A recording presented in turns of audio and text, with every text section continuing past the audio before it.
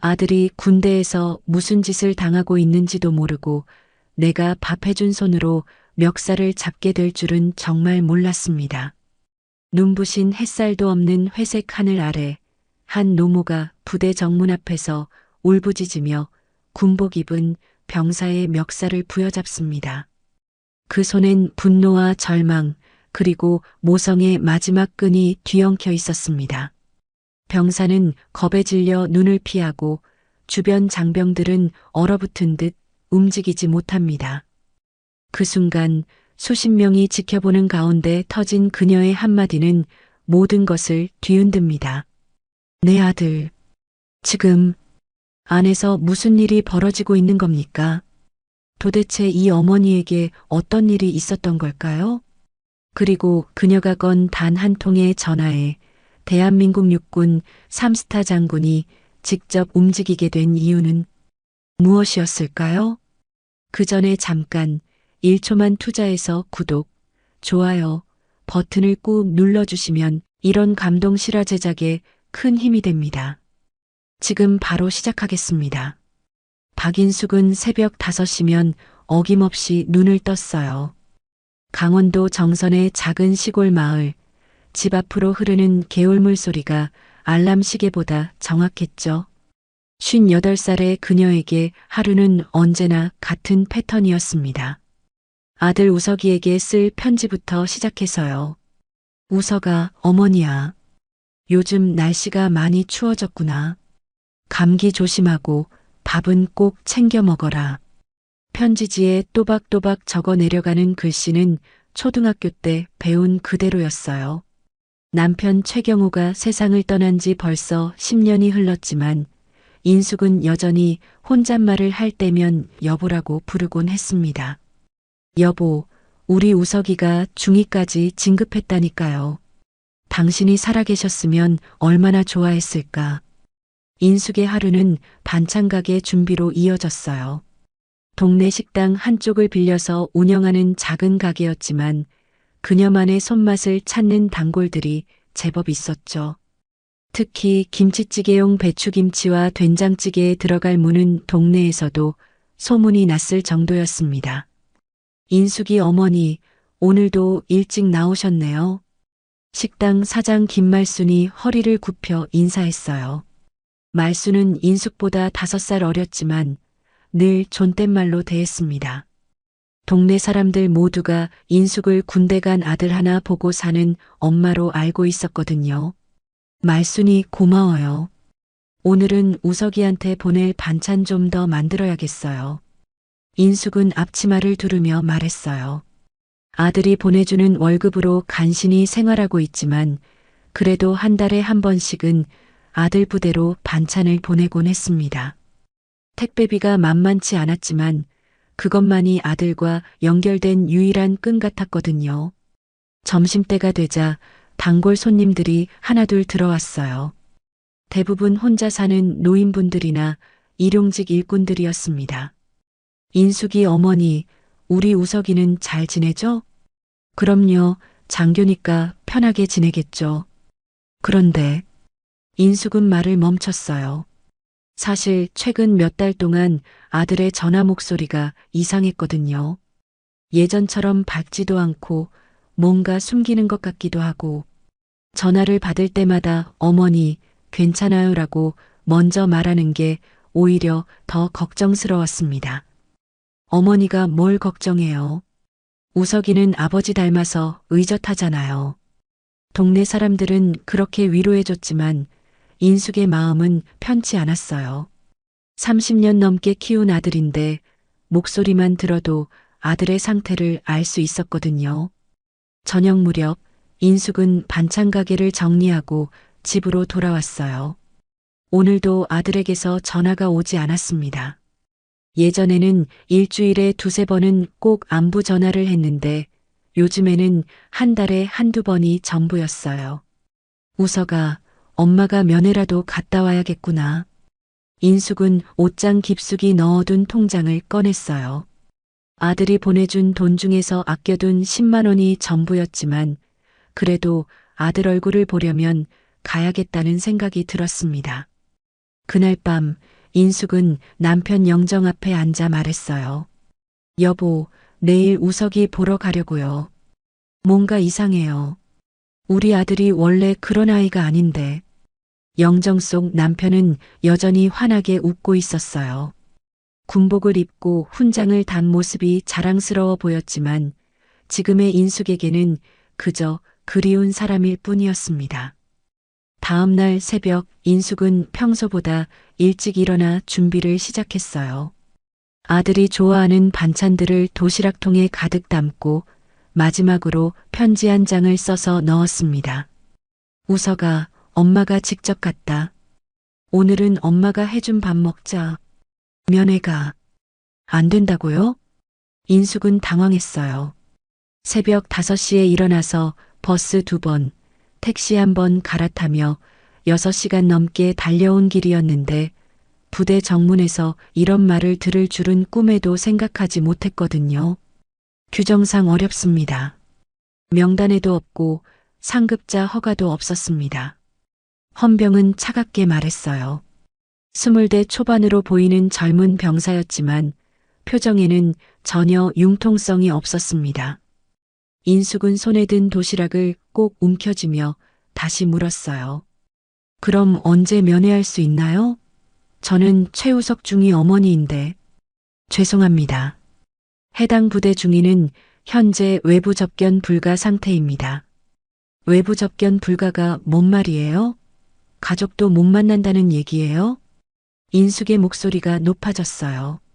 주변에 있던 다른 면회객들이 하나둘 돌아보기 시작했습니다. 하지만 헌병의 표정은 여전히 무표정했어요.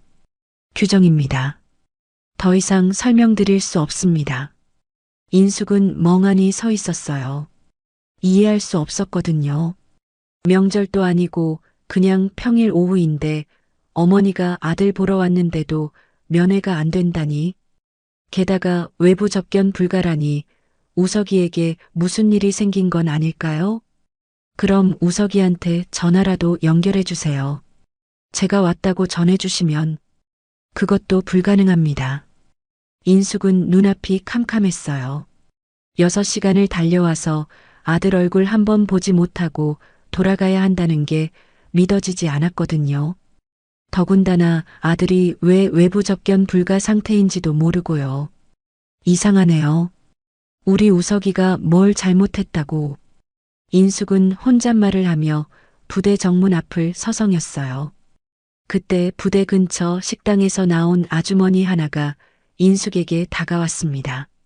어머니, 무슨 일이세요? 표정이 안 좋으신데. 아, 네. 아들 면회 왔는데 안 된다고 하네요. 이상해요. 어머, 그럼 전화라도 해보세요. 우리 식당에서 전화 쓰세요. 인숙은 고마워하며 식당으로 따라갔어요. 그리고 지갑 깊숙이 넣어둔 종이 한 장을 꺼냈습니다. 남편이 세상을 떠나기 전에 적어준 전화번호였어요. 우석이가 군대 가면 정말 어려운 일 있을 때만 이 번호로 전화해. 최진수 대장님이야. 내가 군 생활할 때 상관이셨는데 좋은 분이셔. 남편은 그때 술에 취해서 말했었어요. 인숙은 그 종이를 10년 동안 간직해왔지만 한 번도 전화할 생각은 하지 않았거든요. 아들이 잘 지내고 있다고 생각했으니까요. 하지만 지금은 달랐어요. 뭔가 이상했거든요. 면회도 안 되고 전화도 안 되고 외부 접견 불가라니. 우석이에게 무슨 일이 생긴 게 분명했어요. 인숙은 떨리는 손으로 전화를 걸었어요. 신호음이 몇 번 울리더니 누군가 전화를 받았습니다. 여보세요. 육군본부 최진수 대장 비서실입니다. 아, 안녕하세요. 죄송합니다. 최진수 대장님 계시나요? 누구시죠? 저는 최경호 중령 아내입니다. 박인숙이라고 하는데. 전화 너머로 잠시 정적이 흘렀어요. 그러더니 비서가 다시 말했습니다. 잠시만 기다려주세요. 몇 분 후 굵직한 남자 목소리가 들렸어요. 최경호 중령 부인이시죠? 저는 최진수입니다. 대장님 죄송합니다. 예전에 제 남편이 아드님 얘기하며 부탁드린 적이 있다고 했는데요. 인숙의 목소리가 떨렸어요. 갑자기 눈물이 나려고 했거든요. 지금 우리 우석이가 면회조차 거절당했어요. 뭔가 이상한 것 같은데 제가 어떻게 해야 할지 모르겠어요. 면회가 거절됐다고요? 최진수 대장의 목소리에 변화가 있었어요. 처음보다 진지해졌거든요. 네, 외부 접견 불가라고 하는데 우석이가 뭘 잘못한 건지도 모르겠고 전화도 안 되고 인숙은 울먹이며 말했어요. 그동안 참아왔던 걱정과 불안이 한꺼번에 쏟아져 나왔거든요. 사모님 진정하세요. 제가 확인해 보겠습니다. 우석이가 어느 부대에 있다고 하셨죠? 37연대라고 했어요. 모 전방사단. 알겠습니다. 제가 알아보고 연락드리겠습니다. 전화를 끊고 나서 인숙은 주저앉았어요. 10년 만에 남편의 옛 상관에게 전화를 걸었는데 과연 도움이 될지 확신이 서지 않았거든요. 하지만 지금으로서는 그것 말고는 다른 방법이 없었어요. 그날 저녁 인숙은 부대 근처 여관에서 하룻밤을 보냈어요. 혹시나 해서 말이죠. 우석이와 연락이 닿을지도 모르니까요. 하지만 그날 밤 우석이는 전혀 다른 곳에서 전혀 다른 압박을 받고 있었습니다. 그날 저녁 9시 서울 국방부 본청 12층 최진수 대장의 집무실에는 여전히 불이 켜져 있었어요. 책상 위에는 육군 참모총장 후보자 검증 관련 서류들이 산더미처럼 쌓여 있었지만 최 대장의 시선은 다른 곳에 가 있었습니다. 비서관. 예, 대장님. 37연대 소속 최우석 중위에 대해 알아봤나? 예, 확인해 봤습니다. 현재 외부 접견 제한 상태로 되어 있습니다. 최진수 대장은 눈썹을 찌푸렸어요. 35년 군 생활을 하면서 외부 접견 제한이라는 조치가 어떤 의미인지 너무나 잘 알고 있었거든요. 단순한 징계가 아니라 뭔가 큰 문제에 연루되었을 때나 내리는 조치였으니까요. 이유가 뭔가 그게 명확하지 않습니다. 사단 차원에서 내린 조치라고만 되어 있고요. 최 대장은 잠시 침묵했어요. 그러더니 서랍에서 낡은 흑백 사진 한 장을 꺼내 들었습니다. 20여 년 전 훈련장에서 찍은 사진이었어요. 젊은 시절에 자신과 최경호 중령이 어깨동무를 하고 환하게 웃고 있었죠. 경호야, 내가 부탁한 그 일, 내가 너무 늦었나? 최 대장은 사진을 들여다보며 혼잣말을 했어요. 최경호 중령은 그의 부하였지만 동시에 가장 믿을 만한 친구이기도 했거든요. 그리고 최경호가 세상을 떠나기 전 마지막 술자리에서 했던 말이 아직도 선명하게 기억났어요. 진수야, 내가 죽으면 우석이 혼자 남겨두게 될 것 같아. 그 아이가 군대 가면 좀 지켜봐 줄 수 있겠나? 그때는 그냥 술 취한 소리려니 했었어요. 최경호가 교통사고로 세상을 떠날 줄은 꿈에도 몰랐으니까요. 그리고 그 약속을 10년 동안 잊고 살았던 거죠. 비서관, 37연대 관할 사단장이 누구지? 김태성 준장입니다. 김태성? 최 대장은 그 이름을 되뇌었어요. 알만한 사람이었거든요. 그런데 왜 하필 최우석 중위에게 이런 조치를 내렸을까요? 뭔가 석연치 않았어요.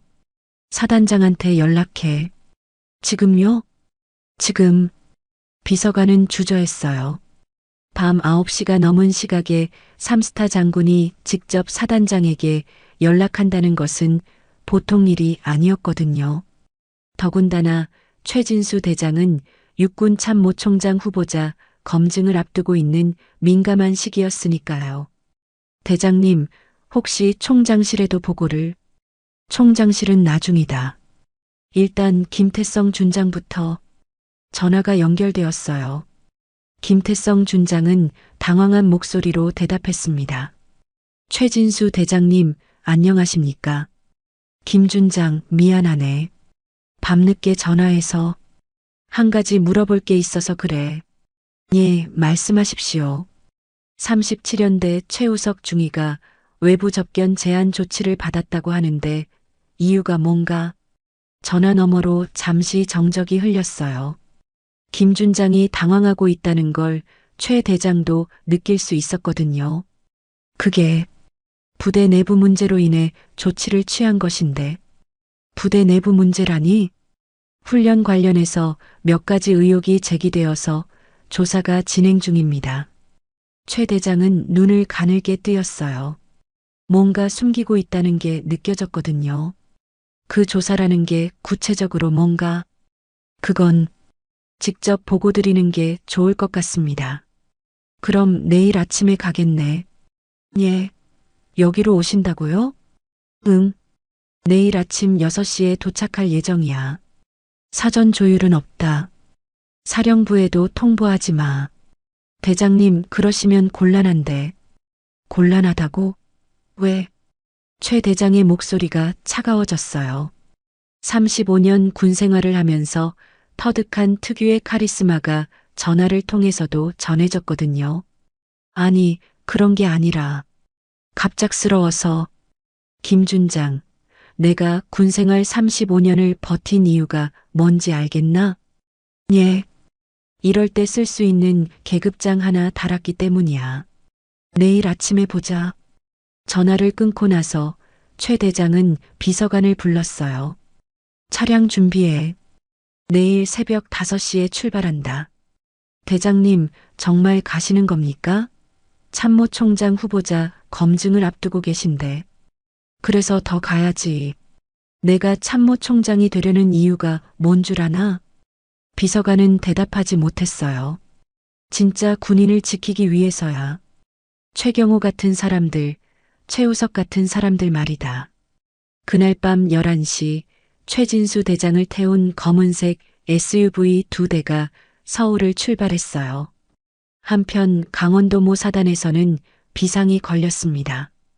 삼스타 장군의 갑작스러운 방문 소식이 전해지자 사단장을 비롯한 주요 간부들이 새벽 3시까지 긴급회의를 했거든요. 대장님이 왜 갑자기 오신다는 거야? 최우석 중위 때문인 것 같습니다. 그럼 어떻게 해야 하지? 회의실은 아수라장이 되었어요. 급하게 서류를 정리하고 증거를 인멸하고 변명을 준비하느라 모든 사람들이 바빠졌거든요. 하지만 이미 모든 것은 늦었어요. 최진수 대장의 결심은 확고했으니까요. 새벽 5시 검은색 SUV는 고속도로를 달리고 있었어요. 최 대장은 뒷좌석에서 창밖을 바라보며 생각했습니다. 경호야, 이번만은 늦지 않을게. 약속한다. 같은 시각 37년대 장교 숙소. 최우석 중위는 침대에 누워 천장을 바라보고 있었어요. 잠이 오지 않았거든요. 며칠 전부터 계속된 선임들의 압박 때문에 머리가 복잡했습니다. 똑똑똑. 문을 두드리는 소리가 들렸어요. 밤 10시가 넘은 시각인데 누가 왔을까요? 들어오세요. 문이 열리며 박현수 대위가 들어왔어요. 우석의 직속 상관이었지만 요즘 들어서는 우석을 보는 눈빛이 예전 같지 않았거든요. 우석아, 일어나. 네, 대위님. 우석은 자리에서 일어나 경례했어요. 박 대위는 손에 서류 뭉치를 들고 있었습니다. 이거 내일까지 결제해야 해. 무슨 서류인가요? 훈련 관련 예산 승인서야. 별거 아니니까 그냥 사인만 하면 돼. 우석은 서류를 받아들고 펼쳐봤어요. 하지만 내용을 보는 순간 얼굴이 굳어졌습니다. 실탄 구매 명세서와 장비 정비비 내역이었는데 뭔가 이상했거든요. 대위님, 이 실탄 수량이 좀 이상한데요. 우리 소대 훈련 계획서와 맞지 않습니다. 뭐가 이상해? 그냥 사인하라고. 그런데 이 장비 정비비도 실제로는 정비를 안 했는데 예산이 집행된 걸로 되어 있어요. 박대위의 표정이 차가워졌어요. 우석아, 너 요즘 이상하다. 선임 말을 왜 안 들어? 선임 말씀을 안 듣는 게 아니라 이건 문제가 있는 것 같아서. 문제? 뭔 문제? 박대위는 목소리를 높였어요. 다른 장교들이 들을까봐 문을 닫고 나서 우석에게 다가왔습니다. 야, 최우석? 너 지금 뭐 하는 거야? 내 아버지 없다고 무시하는 거야? 그런 게 아닙니다. 그럼 뭐야? 왜 자꾸 투집을 잡는데? 우석은 대답하지 못했어요. 사실 몇 달 전부터 이상한 일들이 계속 벌어지고 있었거든요. 훈련용 실탄이 명세서와 다르게 배분되고 장비 정비는 제대로 안 되는데 예산은 빠져나가고 심지어 사병들의 인권 침해 신고도 묵살되고 있었으니까요. 대위님, 저는 그냥 뭐, 너 혹시 내부 고발이라도 할 생각이야? 박 대위의 눈이 번뜩였어요. 우석은 깜짝 놀랐습니다. 어떻게 자신의 생각을 알았을까요? 설마 그런 생각은 너 컴퓨터 사용 기록 다 나와. 군 내부 고발 사이트 들어간 것도 알고 있고. 우석의 얼굴이 창백해졌어요. 자신의 컴퓨터가 감시당하고 있었다는 뜻이었거든요. 그리고 내가 며칠 전에 국정감사 자료 요청한 것도 알고 있어. 그건, 야, 최우석? 너 정말 죽고 싶어? 군대가 내가 생각하는 그런 곳이 아니야. 박대위는 우석의 어깨를 잡고 흔들었어요. 여기서 살아남으려면 눈 감고, 귀 막고, 입 다물고 있어야 해. 알겠어? 하지만 이건 명백한 부정이잖아요. 사병들도 피해를 보고 있고, 사병들이 뭐 어쨌다고? 너 지금 사병 편들려고 장교된 거야? 우석은 할 말을 잃었어요. 군대에 들어올 때 품었던 신념들이 하나씩 무너져가는 기분이었거든요. 그리고 말이야, 너 혼자 깨끗한 척한다고 뭐가 바뀔 줄 알아? 이 시스템은 이미 오래전부터 이렇게 돌아가고 있었어. 박대위는 서류를 우석 앞에 던져놨어요. 내일까지 사인 안 하면 진급 포기하는 걸로 알겠어. 그리고 전속 명령도 나올 거야. 내가 감당할 수 있겠어? 전속이요? 응. 최전방 GOP로 보낼 수도 있고 아니면 아예 예편 권고할 수도 있고. 우석은 주먹을 꽉 쥐었어요. 분노가 치밀어 올랐지만 동시에 무력감도 느껴졌거든요. 혼자서는 도저히 이 거대한 시스템을 바꿀 수 없을 것 같았으니까요. 어떻게 할 건데? 박대위가 재촉했어요. 우석은 잠시 망설이다가 말했습니다. 시간을 좀 주세요. 시간? 내일까지라니까. 네, 알겠습니다. 박대위가 나가고 나서 우석은 다시 침대에 주저앉았어요. 머릿속이 복잡했거든요. 아버지라면 어떻게 했을까요? 아버지도 이런 상황에서는 타협했을까요? 우석은 책상 서랍에서 아버지 사진을 꺼내 들었어요. 젊은 시절 군복을 입고 환하게 웃고 있는 아버지의 모습이 지금의 자신과는 너무 달라 보였습니다. 아버지, 저 어떻게 해야 할까요? 그때 휴대폰이 울렸어요. 어머니에게서 온 문자였습니다. 우석아, 오늘 면회 갔었는데 못 만났다. 괜찮지? 엄마가 걱정된다. 우석은 눈물이 날 것 같았어요.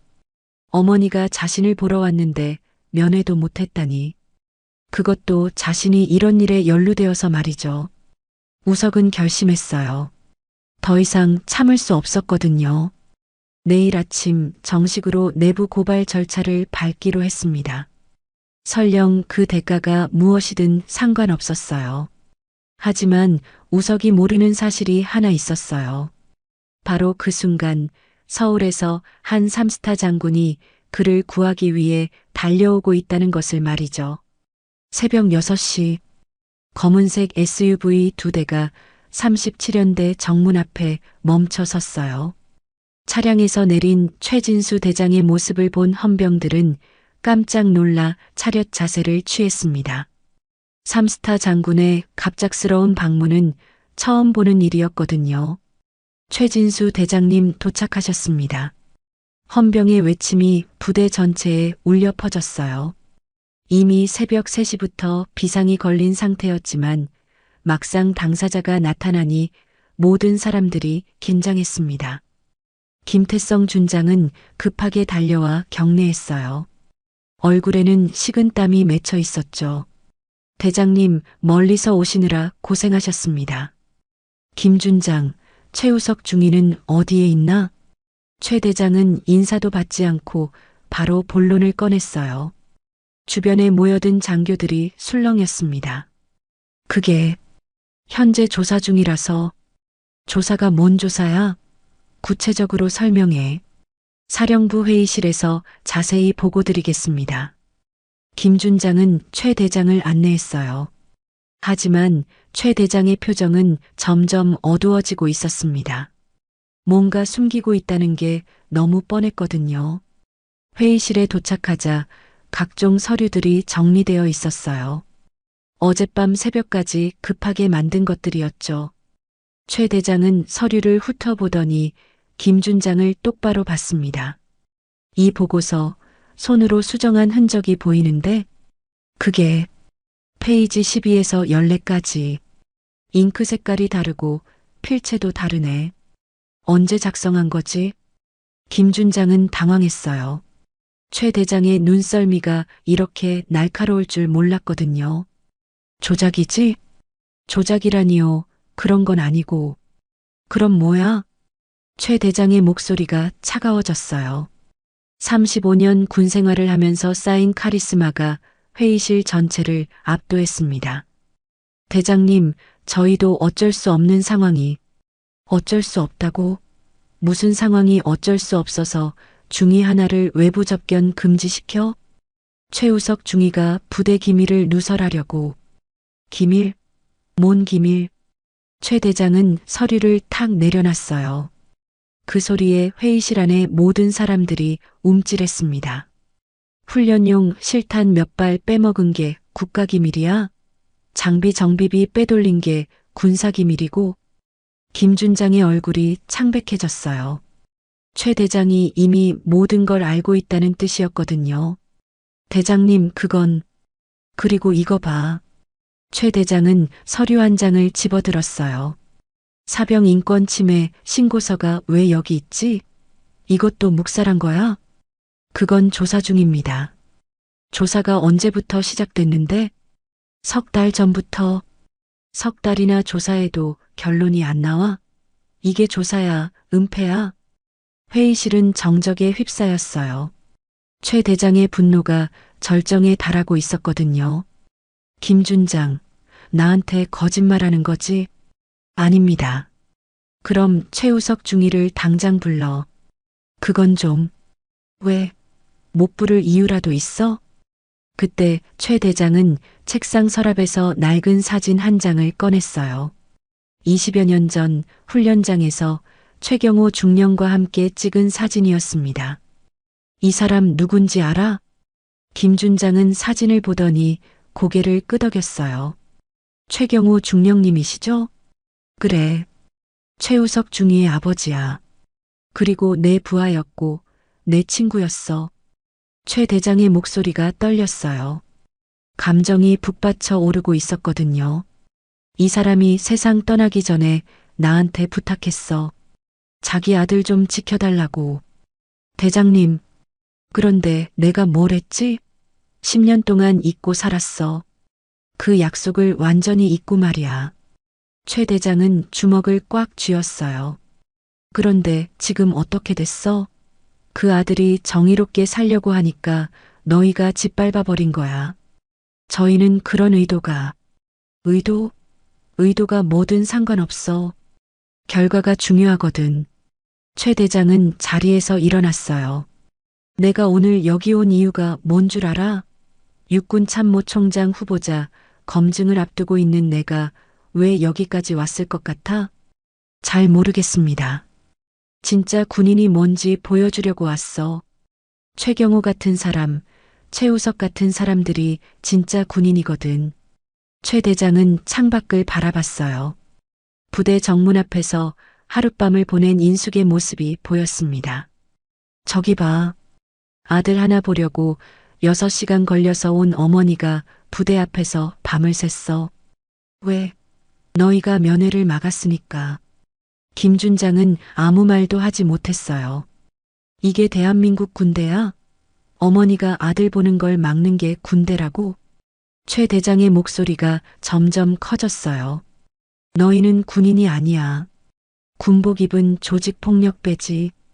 그 순간 회의실 문이 열리며 한 장교가 들어왔어요.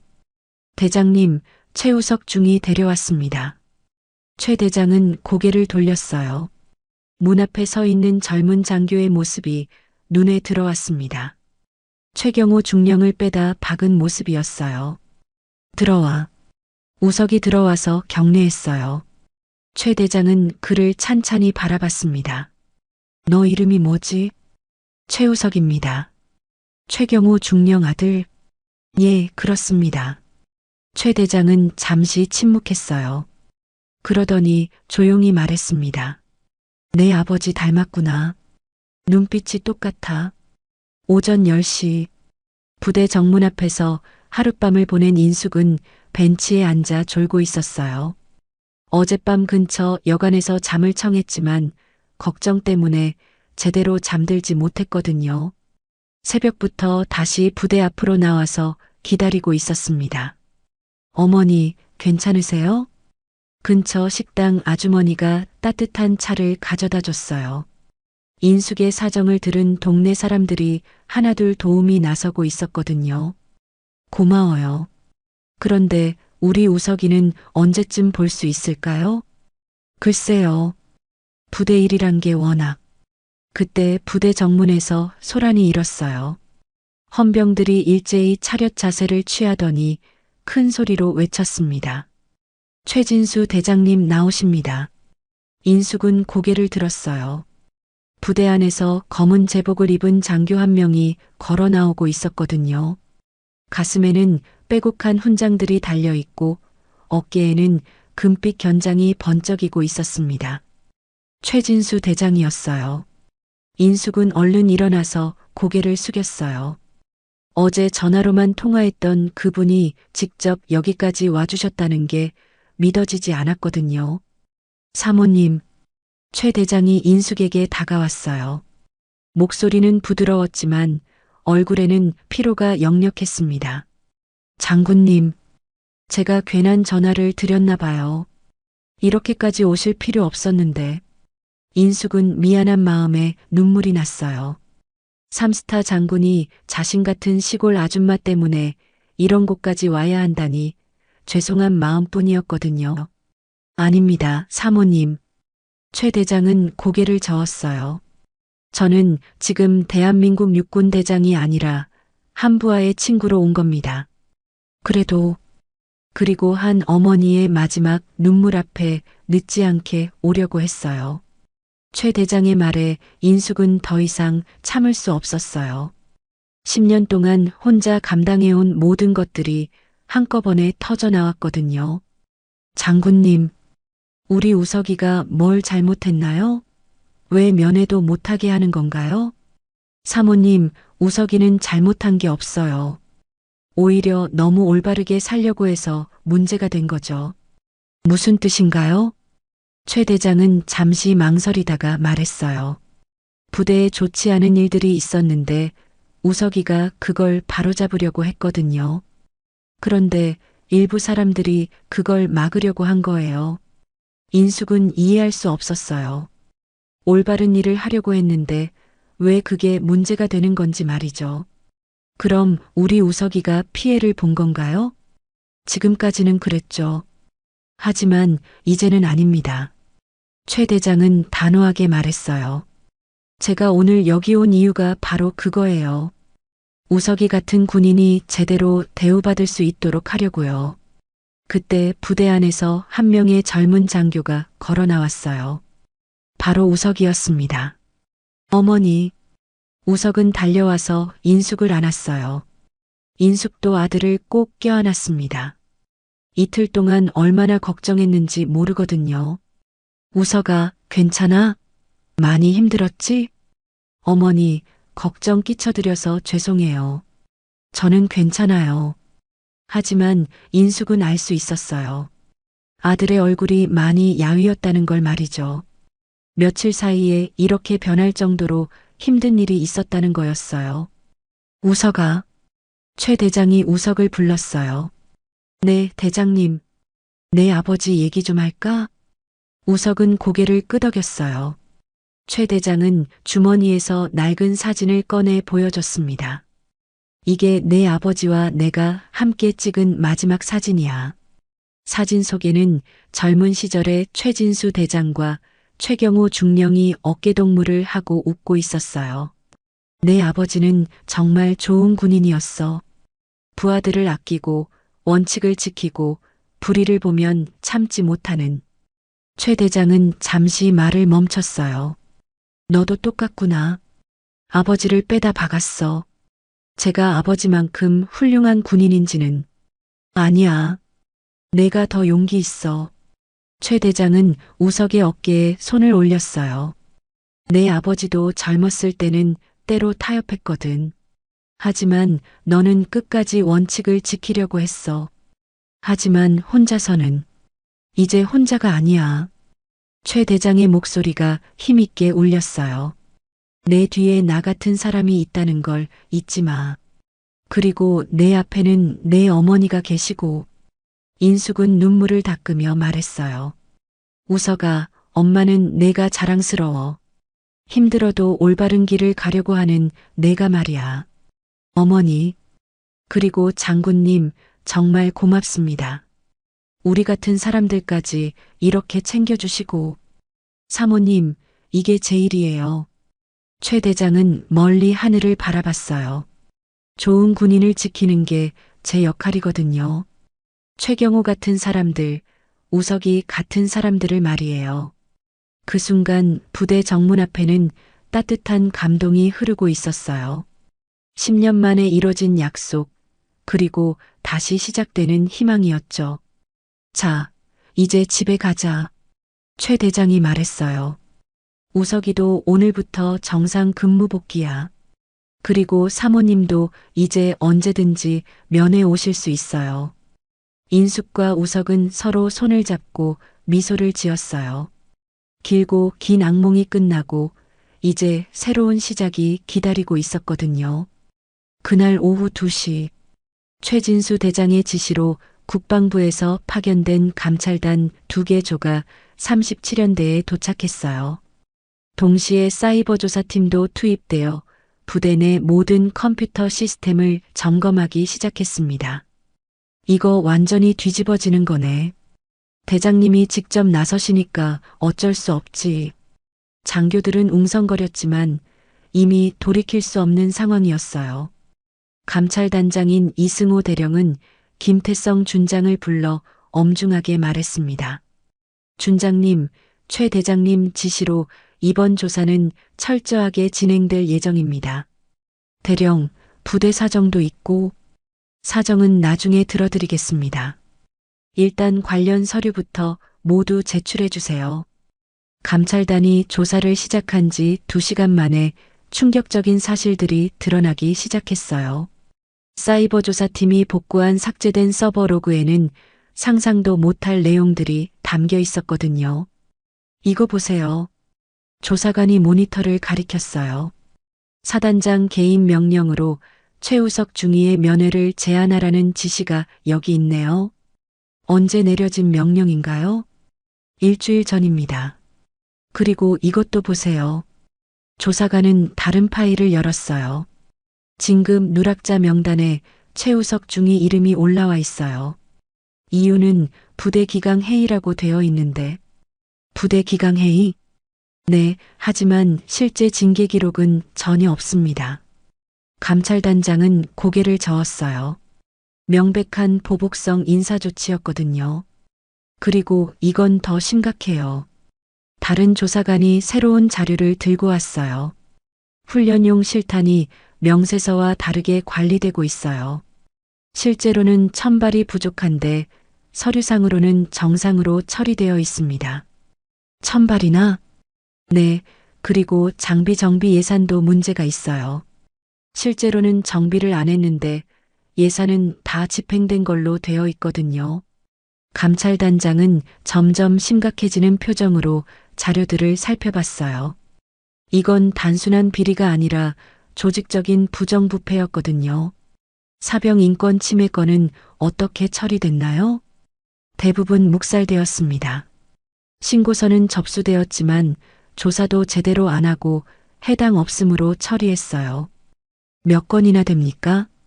지난 1년 동안 12건입니다. 감찰단장은 한숨을 쉬었어요. 이 정도면 부대 전체가 썩어 있다고 봐야 했거든요. 저녁 6시 감찰단장은 최진수 대장에게 중간 보고를 했어요. 대장님, 상황이 예상보다 심각합니다. 어느 정도나? 조직적이고 지속적인 부정부패가 확인됩니다. 그리고 감찰단장은 잠시 망설였어요. 최우석 중위에 대한 보복성 조치들도 명확하게 드러났습니다. 최 대장의 얼굴이 굳어졌어요. 구체적으로 말해봐. 면회 제한, 진급 누락, 전속 준비까지 모든 게 조직적으로 이뤄졌습니다. 그럼 우석이가 뭘 잘못했다는 거야? 잘못한 게 없습니다. 오히려 부정을 신고하려고 했던 게 문제가 된 거죠. 최 대장은 주먹을 꽉 쥐었어요. 분노가 치밀어 올랐거든요. 이건 조직이 아니야. 파버리지.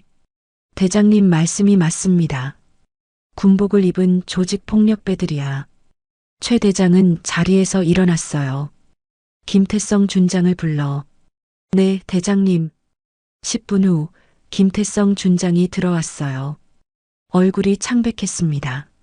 앉아. 네, 대장님. 지금까지 조사 결과 들었지? 네. 뭐라고 변명할 거야? 김 준장은 아무 말도 하지 못했어요. 모든 증거가 명확했거든요. 너 지금까지 뭘 한 거야?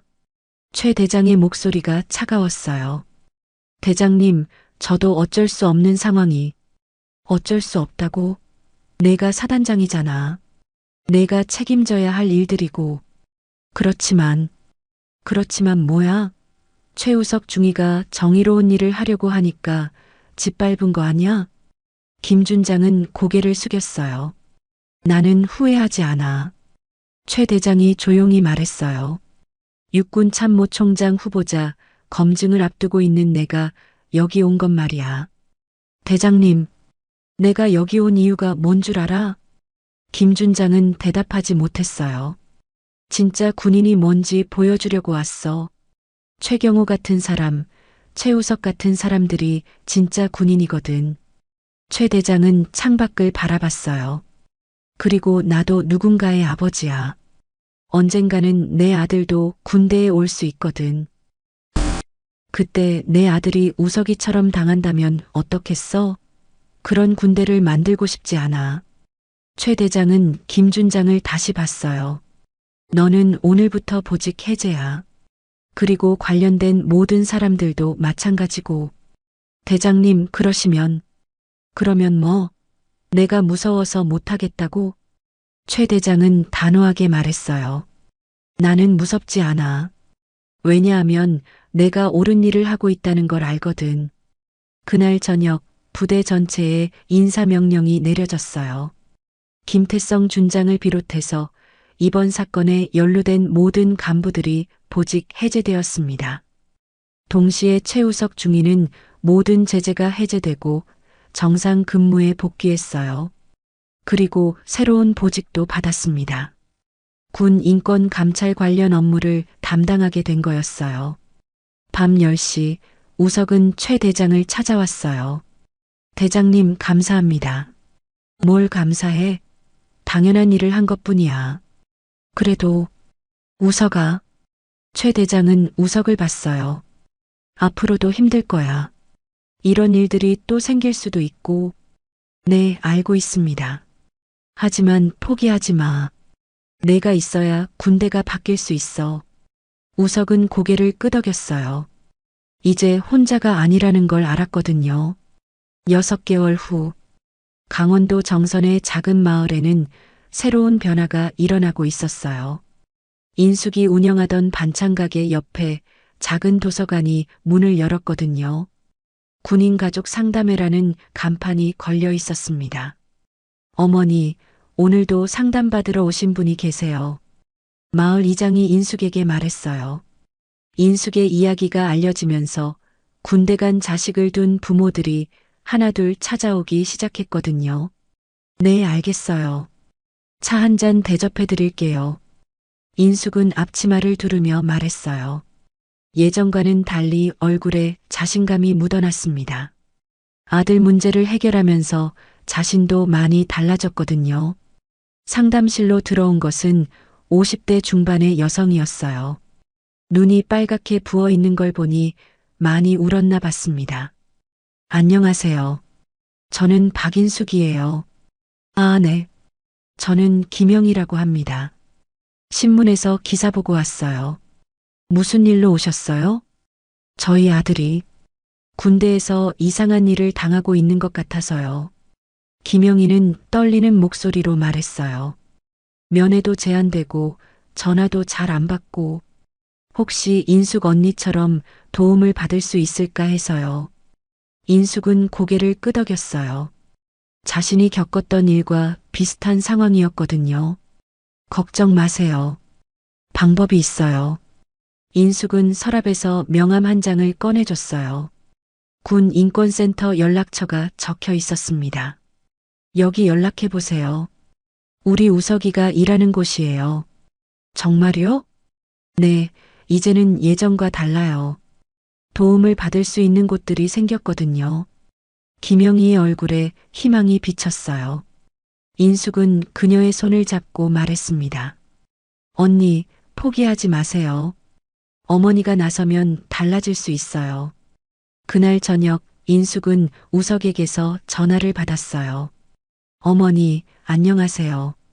우석아, 잘 지내지? 네, 요즘 바쁘긴 한데 보람 있어요. 우석은 군에서 제대한 후 민간 전문관 과정을 거쳐서 군 인권 감찰 업무를 담당하고 있었어요. 자신이 겪었던 일을 다른 사람들은 겪지 않도록 하는 일이었죠. 그래, 힘들어도 의미 있는 일이니까. 어머니도 상담의 일이 어때요? 좋아. 우리 같은 일 겪는 사람들이 생각보다 많더라고. 인숙의 목소리에는 뿌듯함이 묻어났어요. 자신의 경험이 다른 사람들에게 도움이 되고 있었거든요. 어머니, 다음 주에 서울에서 행사가 있어요. 무슨 행사? 국방부에서 군 내부 청렴 실천 사례 발표회를 하는데 저와 어머니를 초청했어요.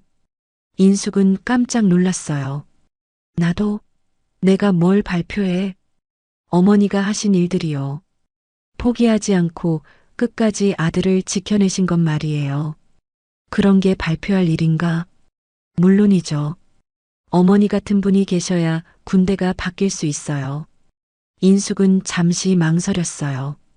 서울까지 가서 많은 사람들 앞에서 발표한다는 게 부담스러웠거든요. 우서가 엄마는 글도 못 쓰고 말도 잘 못하는데 어머니 진심으로 하시면 돼요. 어머니의 진심만큼 강한 게 없어요. 일주일 후 서울 국방부 대강당에는 300여 명의 사람들이 모여 있었어요. 군 관계자들과 시민단체 대표들, 그리고 언론사 기자들까지 참석한 큰 행사였습니다. 다음 순서는 군 내부 청렴을 실천한 모범 사례 발표입니다. 최우석 전 중위와 그의 어머니 박인숙 여사님을 모시겠습니다. 사회자의 안내에 따라 조명이 켜졌어요.